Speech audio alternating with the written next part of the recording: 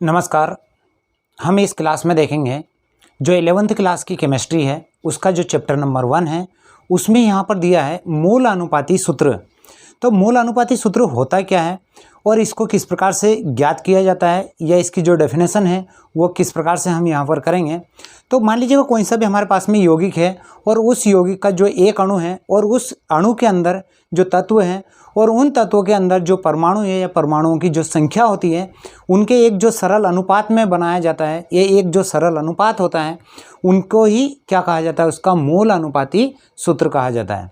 यानी मूल अनुपाती सूत्र किस प्रकार से हम ज्ञात करेंगे। तो मान लीजिएगा कोई यौगिक है हमारे पास में और उस यौगिक का हमारे पास में क्या है, एक अणु है और उस अणु के अंदर उसके क्या रहेंगे, तो उसी के जो अवयवी तत्व रहेंगे और उन्हीं तत्व के अंदर क्या रहते हैं, तो उनके रहते हैं परमाणु या परमाणुओं की संख्या। तो उनमें एक जो सरल अनुपात होगा उस अनुपात को ही क्या कहा जाएगा, उस तत्व का मूल अनुपाती सूत्र कहा जाएगा। तो यहाँ पर हम देखेंगे कि मूल अनुपाती सूत्र की जो डेफिनेशन होगी वो किस प्रकार से होगी। देखिए यहाँ पर जो मूल अनुपाती सूत्र होगा इसी के बाद में एक होगा हमारा, वो होगा आणविक सूत्र। तो आणविक सूत्र और मूल अनुपाती सूत्र, जो आणविक सूत्र होता है वो वास्तविक संख्या को यहाँ पर प्रदर्शित करता है, लेकिन ये क्या होता है, एक सरल अनुपात को यहाँ पर प्रदर्शित करता है, एक सरल पूर्णांक में होता है, तो उसे कहा जाता है मूल अनुपाती सूत्र। यहाँ पर हम देखेंगे डेफिनेशन लिखी हुई है। मूल अनुपाती सूत्र किसी यौगिक के एक अणु, यानी कोई हमारे पास में कंपाउंड्स है, कोई यौगिक है और उस यौगिक के एक अणु में उपस्थित तत्वों के परमाणु या परमाणुओं की संख्याओं का एक पारस्परिक जो सरल पूर्णांक जो अनुपात होगा उसे ही क्या कहा जाएगा, मूल अनुपाती सूत्र कहा जाता है। तो यहाँ पर जो दिया है एक हमारे पास में है मर्क्यूरस क्लोराइड, यानी Hg2Cl2, ये होगा मर्क्यूरस क्लोराइड। इसी का मैं यदि मूल अनुपाती सूत्र निकालना चाहूँ तो इसको एक सरल अनुपात में ले जाऊंगा। अब सरल अनुपात में किस प्रकार से होगा, यहाँ पर दो दिख रहे हैं हमें, तो मैं क्या लिख दूंगा, इसको Ag और यहाँ लिख दूंगा Cl। तो ये हो जाएगा इसका मूल अनुपाती सूत्र। इसी के बाद यहाँ पर होगा हमारा एसिटिक अम्ल। तो ये एसिटिक अम्ल का सूत्र क्या होता है, CH3COOH। यहाँ पर हम देखेंगे ये एसिटिक अम्ल का जो होता है ये आणविक सूत्र है, इसी का हमें क्या बनाना है, मूल अनुपाती सूत्र। तो यहाँ देखेंगे C कितने हैं, यहाँ पर 2 है, तो मैं कितना लिख लूँगा, यहाँ पर 1 लिख लूँगा। यहाँ पर हाइड्रोजन 3 और 1 कितने हैं, 4, तो यहाँ पर मैं कितने लिख लूँगा, 2 लिख लूँगा, क्योंकि 2 से यहाँ पर मैं डिवाइडेशन कर रहा हूँ। यहाँ पर 2 ऑक्सीजन दिख रहे हैं, तो इसमें से मैं कितना लिख लूँगा, 1 लिख लूँगा। ये जो आएगा CH2O, यही क्या रहेगा, इसका मूल अनुपाती सूत्र होगा। इसी के बाद हम देखेंगे तो वो होगा हमारा बेंजीन, यानी बेंजीन का जो आणविक सूत्र होता है वो तो होता है उसका C6H6, और इसी में मैं 6 का यदि भाग देता हूँ तो इसका जो मूल अनुपाती सूत्र क्या बन जाएगा हमारा, तो वो बन जाएगा C और H। तो इस प्रकार से ये हो जाएगा इसका मूल अनुपाती सूत्र। इसी के बाद अगर हम देखें तो जो ग्लूकोज है, ग्लूकोज का देखेंगे तो ग्लूकोज का जो सूत्र होता है वो क्या होता है, C6H12O6, यानी ये जो है ये इसका आणविक सूत्र है। इसी के मूल अनुपाती सूत्र में अगर हम चेंज करेंगे या मूल अनुपाती सूत्र में इसको बदलेंगे तो किस प्रकार से बदलेंगे, तो यहाँ पर मैं डायरेक्टली सभी में जो संख्याएं दिख रही है उसमें मैं 6 का भाग दे दूंगा, तो ये हो जाएगा C, यहाँ पर 6 × 6 और यहाँ हो जाएगा 6 दूनी 12 और यहाँ हो जाएगा 6, यानी इसी का भी जो मूल अनुपाती सूत्र होगा वो क्या हो जाएगा, CH2O। तो इस प्रकार से ये जो रहेंगे ये है इनके मूल अनुपाती सूत्र, यानी एक जो सरल अनुपात रहेगा, एक सरल अनुपात में अगर हम ले जाएंगे तो वो हो जाएगा इनका मूल अनुपाती सूत्र। किंतु इनका जो आणविक सूत्र होता है, मॉलिक्यूलर एंड फार्मूला, वो अलग होगा। वो क्या रहेगा, उसकी वास्तविक संख्या को प्रदर्शित करेगा। किसकी, तो कोई जो यौगिक है उसमें जो उसका एक अणु है और अणु के अंदर जो उपस्थित उसके अवयवी तत्व हैं, और उन तत्वों के अंदर, उस तत्व के अंदर जो परमाणु रहेंगे उनकी जो परमाणुओं की वास्तविक से जो संख्या रहेगी उसे ही क्या कहा जाएगा, उसका आणविक सूत्र कहा जाएगा। लेकिन ये क्या था, हमारा मोल अनुपाती सूत्र। तो इस प्रकार से हम इनके मोल अनुपाती सूत्र लिख सकते हैं। परीक्षा की दृष्टि से ये बहुत ही महत्वपूर्ण रहते हैं और परीक्षा में इनको पूछा ही जाता है। तो ये हैं इनके आणविक सूत्र, लेकिन ये क्या है, इनके मोल अनुपाती सूत्र। तो चलिए इनको आप नोट कर लीजिएगा। इसी के बाद हम देखेंगे, तो वो देखेंगे हम आणविक सूत्र, यानी आणविक सूत्र क्या होता है।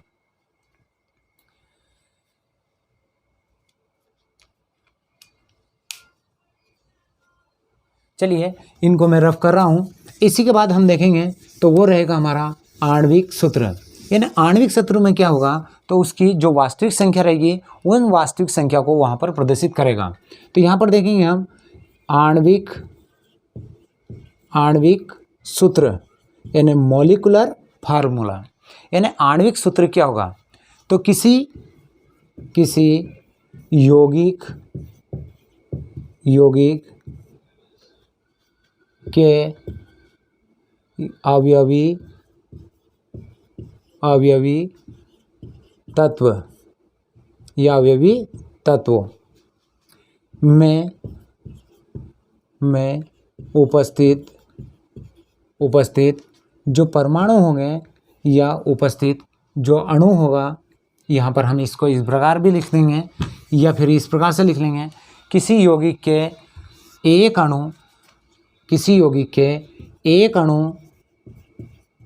अणु में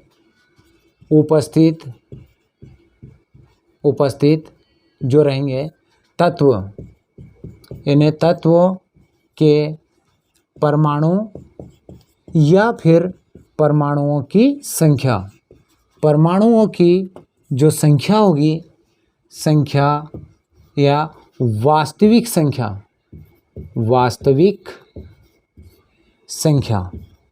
क्यों क्या कहा जाएगा, तो उसे क्या कहा जाएगा, उसे कहा जाएगा आणविक सूत्र कहा जाएगा।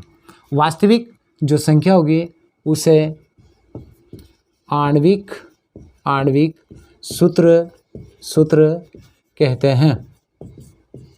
वो रहेगा उस यौगिक का जो रहेगा आणविक सूत्र।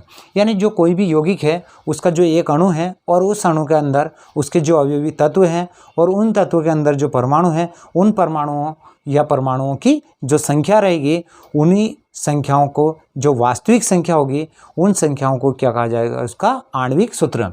तो जो आणविक सूत्र होता है, तो यहाँ पर लिखेंगे आणविक सूत्र बराबर होता है हमारा, वो होगा मोल अनुपाती सूत्र इनटू क्या हो जाएगा, हमारा n हो जाएगा। n क्या है, एक पूर्णांक संख्या है।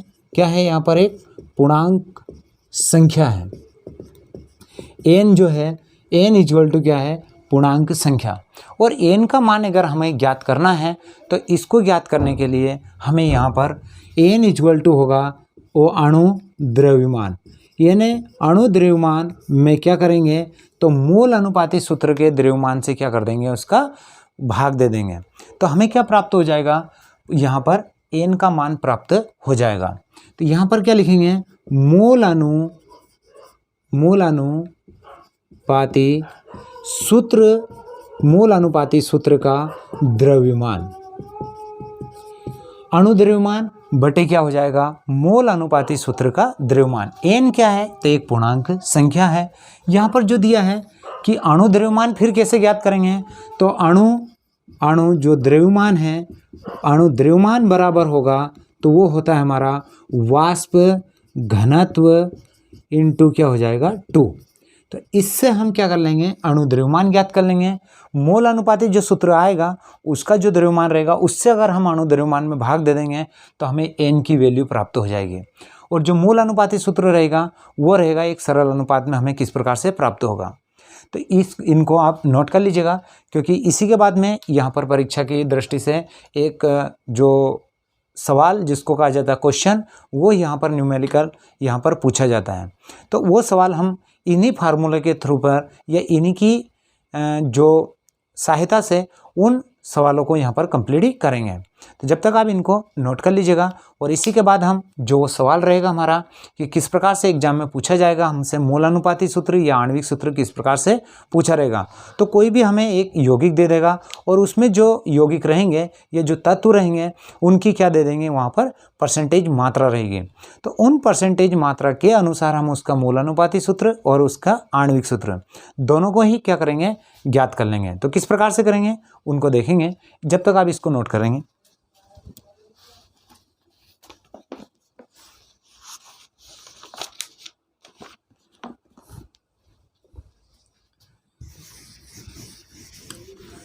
चलिए यहाँ पर अब हम एक जो सवाल है हमारे पास में उसको नोट करेंगे कि एक यौगिक है हमारे पास में, एक यौगिक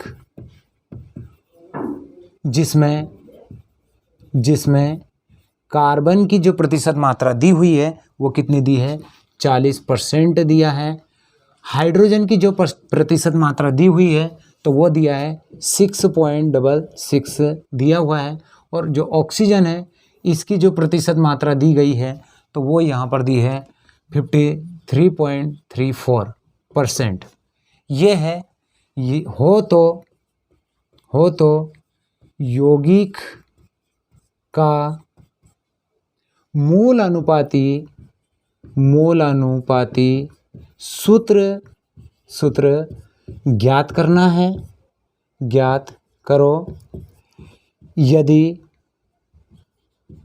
यदि वाष्प घनत्व कितना दिया हो, यदि वाष्प घनत्व 30 हो तो, यानी उसका वाष्प घनत्व कितना हो, 30 हो, 30 हो तो उस यौगिक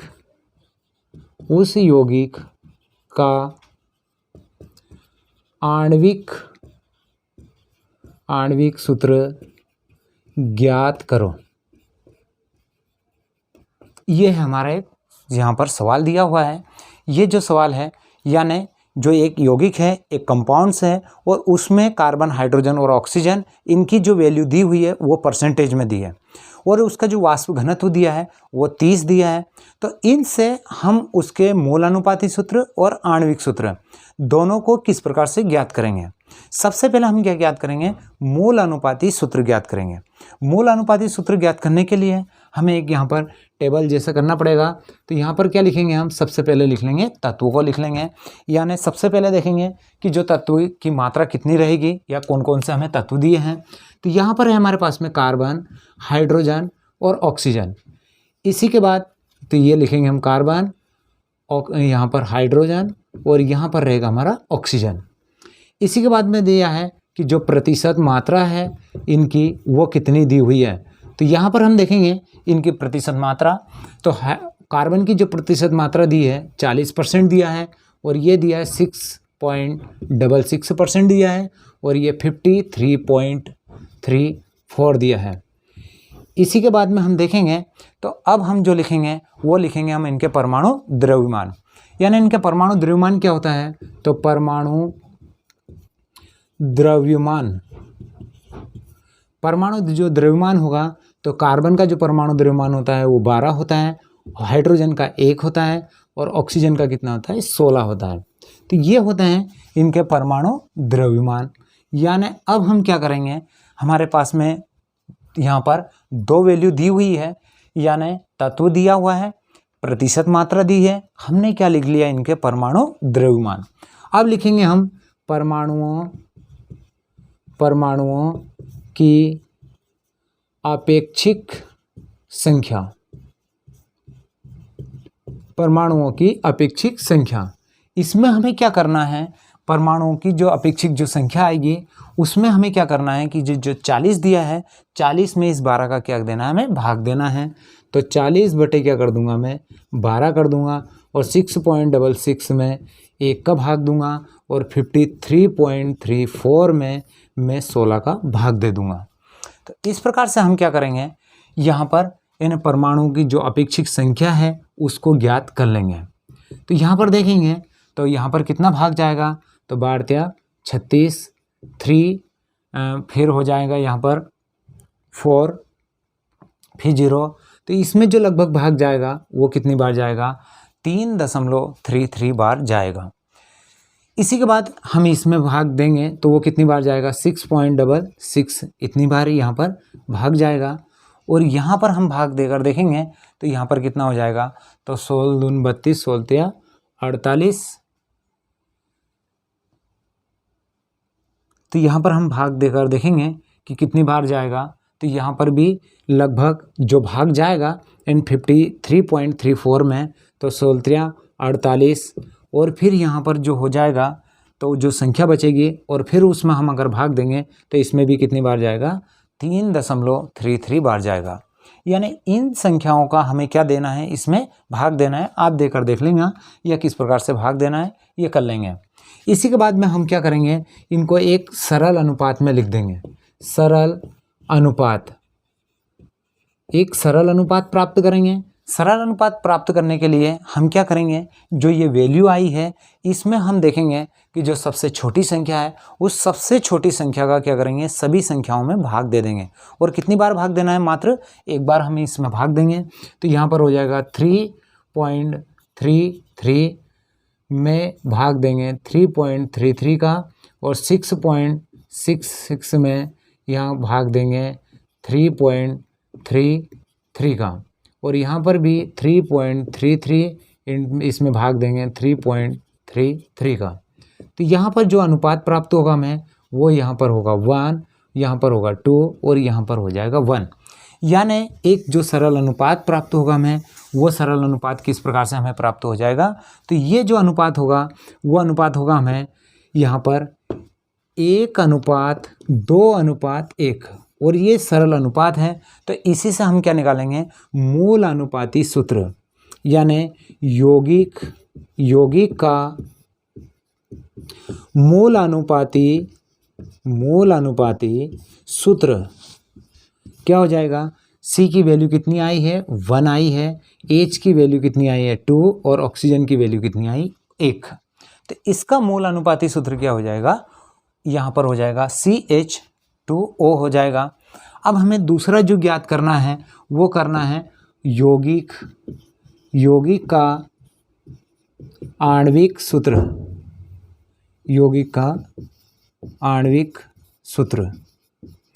यौगिक का आणविक सूत्र बराबर होता है मूल अनुपाती सूत्र इंटू जो होगा हमारा n होगा। अब जो मूल अनुपाती सूत्र है वो तो हमारे पास में यहाँ पर है, लेकिन हमें किसकी वैल्यू निकालनी पड़ेगी, पहले n की वैल्यू निकालनी पड़ेगी। और जो n है वो एक पूर्णांक संख्या है, तो इसका जो बराबर होता है n के बराबर क्या होगा हमारा, अणु द्रव्यमान बटे क्या हो जाता है हमारा, मूल अनुपाती सूत्र का द्रव्यमान।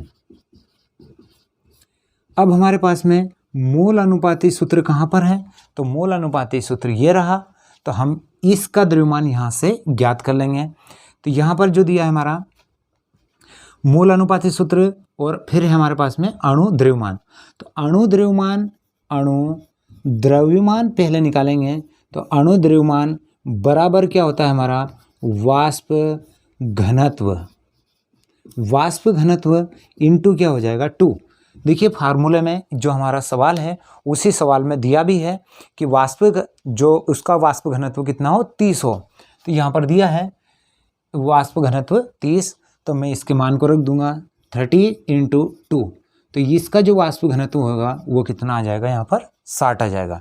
यानी अणु जो द्रव्यमान है उसकी वैल्यू कितनी आ जाएगी, तो वो आ जाएगी हमें 60 आ जाएगी। इसी के बाद हम देखेंगे मूल अनुपाती सूत्र का द्रव्यमान। मूल अनुपाती सूत्र ये है। तो मूल अनुपाती सूत्र क्या है हमारे पास में, CH2O, और इसका जो द्रव्यमान होगा वो कितना होगा, तो कार्बन का कितना होता है 12, हाइड्रोजन का कितना होता है 1 का 1, तो यहाँ पर 2 है तो 2 होगा, और ऑक्सीजन का कितना हो जाएगा 16। तो 4 और 6 कितने हो जाएंगे 10, और 2 और 1 कितने हो जाएंगे 3। यानी इसका जो मान होगा वो कितना हो जाएगा 30। यहाँ पर मैं 60 में 30 का भाग दूंगा तो n की जो वैल्यू होगी वो कितनी प्राप्त हो जाएगी, 2 हो जाएगी। तो ये जो मान आया है, ये वैल्यू जो 2 है वो किसकी वैल्यू आई हमें, तो वो आएगी है n की। हमें मोल अनुपाती सूत्र में n का इनटू करना है और उसी के बाद में हमें निकलेगा यौगिक का आणविक सूत्र। तो मैं यहाँ पर आगे कर दूंगा, मूल अनुपाती सूत्र क्या हमारे पास में है, तो यहाँ पर बराबर में कर दूंगा। तो यौगिक का मूल अनुपाती सूत्र है CH2O इंटू कर दूंगा 2, क्योंकि यहाँ पर n की वैल्यू कितनी हुई है, 2 आई है। तो इसी के बराबर में क्या हो जाएगा, C2H4O2, और ये ही जो रहेगा वो रहेगा हमारा यौगिक का आणविक सूत्र। मैं इसको इस प्रकार भी लिख सकता हूँ, यहाँ पर आणविक सूत्र बराबर मोल अनुपाती सूत्र। मोल अनुपाती सूत्र इंटू क्या हो जाएगा हमारा n। तो मूल अनुपाती सूत्र क्या है हमारे पास में, तो मूल अनुपाती सूत्र है CH2O इंटू n का मान कितना हुआ हमें 2। तो यहाँ पर हो जाएगा C में 2 का इंट करूँगा तो C2, और 2 में करूँगा तो क्या हो जाएगा 4, और वो क्या हो जाएगा 2। यानी यही क्या है इस यौगिक का आणविक सूत्र। तो ये है यौगिक का आणविक सूत्र। इस सूत्र के माध्यम से हमने यौगिक का आणविक सूत्र और मोल अनुपाती सूत्र को कंप्लीट किया है। आगे के वीडियो जो रहेंगे और आगे की जो क्लासें रहेंगे वो आपको इसी यूट्यूब चैनल के माध्यम से कंप्लीट ही कराते रहेंगे। और जो भी चैप्टर वाइज यहाँ पर अब कंटिन्यू यहाँ पर क्लासें डेली इस यूट्यूब चैनल के माध्यम से कंप्लीट ही चलती रहेंगी।